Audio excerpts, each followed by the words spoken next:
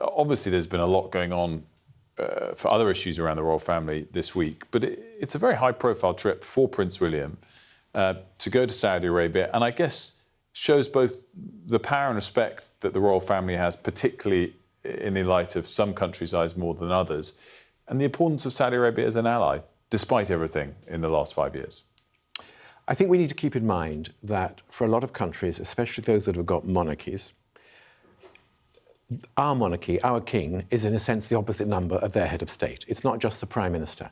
In terms of doing the business, yes, the king or the emir or the sultan does the business with the British prime minister, but they really like to have that direct relationship with our royal family. And so I think it's always been important that the monarch and the crown prince, Prince of Wales at the present time, makes the time to go and build the relationships with the ruling families in that part of the world. Of course, as you say, they're allies, they are wealthy, they are big investors in our economy. There's a huge amount going on in the Gulf states.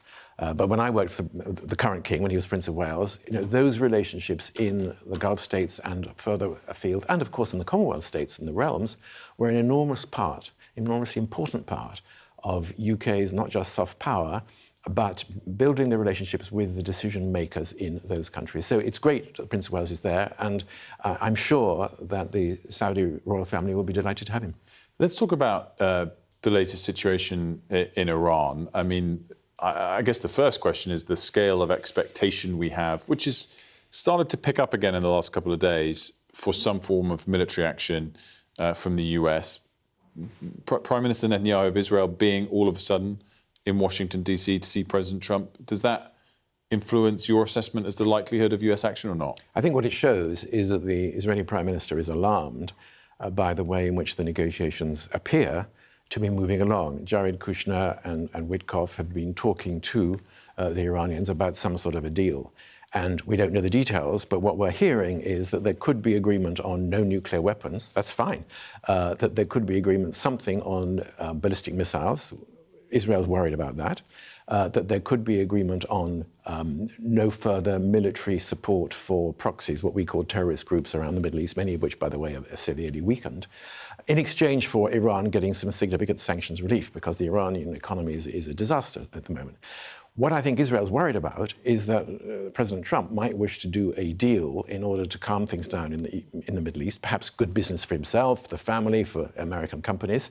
And by the way, the other Middle Eastern countries, the Shia Arab states, are no longer saying drop bombs on Iran, please. They actually want to stabilize things because they know that Iran has the capacity to do trouble and drop bombs on them in retaliation if there's another shooting war. Israel is the one who's, if you like, most concerned about a deal because it's always been politically very useful for them to have Iran as a threatening enemy. And if there's a deal now which doesn't give everything for Netanyahu that he wants, but is nevertheless something which President Trump can regard as a victory, that's going to worry him. And that's why he's rushed off to Washington and brought forward his visit to the White House by a week to try to, as he would see it, strengthen America's resolve. But as others would say it, to try and put a spoke in the works of a potentially useful negotiation. So likelihood of military action is low at this point? I wouldn't say low, because the problem is that despite the stories that we've been reading, the gap between where the Iranians are, and remember they are deep into resistance and non-compromise, and trust levels in America are extremely low, the gap between what they think they can live with and what President Trump and no doubt Netanyahu can live with is still a very wide one. And remember, back in June, when we had the 12-day war, there were negotiations going on when Israel, first of all, dropped all the bombs, and then America did the same. And the Iranians feel that they were betrayed because they were negotiating what they would regard as good faith. So the gap is wide, the negotiations are continuing, but I think the risk still is there that suddenly out of the blue, because America has put a lot of hardware in the region, 1 or 2 aircraft carrier groups and a lot of airplanes, there is a risk that they will just, like they did last time, decide, OK, this is going nowhere, we're going to drop some more bombs and see what happens.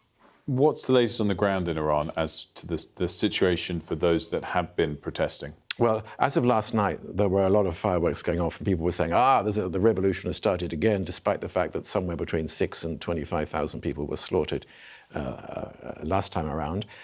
I Actually, I think they were celebrations for today's anniversary of the revolution in 1979. But people are still very angry. It's not just death to Israel, death to America, it's death to Khamenei is what people are saying in the streets. And there is widespread dissatisfaction across the board, a whole lot of different issues. So the problems inside Iran have not gone away. But how do you move from dissatisfaction to a better place for the Iranian people who are suffering from a dreadful regime, to be honest, and economic bankruptcy pretty much? That is a challenge. And people aren't talking so much about the young Shah, Reza Pahlavi, coming back, because you can't just parachute him in and say, we've got a new regime, guys. The reason why Khomeini, his predecessor, was able to do it in 79 was because the then Shah, had gone away, and they've told the military not to kill people to stay in power. That is not where we are now. So I think people are dissatisfied, unhappy, but it's pretty hard to see how you get from dissatisfaction to a better way of living. Just finally, I wanted to ask your assessment of the sort of state of play in the embassy in the US. Obviously, had a bumpy year or two with Mandelson's appointment and then unceremonious removal. It's kind of gone under the radar a little bit. His replacement has gone. He's there. He's in place. Is that what the staff at the embassy and in the Foreign Office have wanted to see for a while? Is there sort of a sense of relief or what? What's your assessment? Well, I'm not there anymore. Well, for some years since I retired. I think that once the decision was taken to put in a career diplomat, a boring official like me, if you like, brilliant and talented and charismatic as he is, Christian Turner, the new guy, it was always going to be, less of a story. Peter Mandelson was a story for all the reasons that we know at the beginning and then in the circumstances of his departure. And there was the possibility of putting another political heavyweight, not least because this is a very different administration. You do need to have a personal relationship with the entourage, the limited number of people who really make a difference around Trump. It's gone quiet, I think, because we can now get on with life as usual. But the challenge is still going to be that the normal machinery of government in Washington does not work in the way that it used to.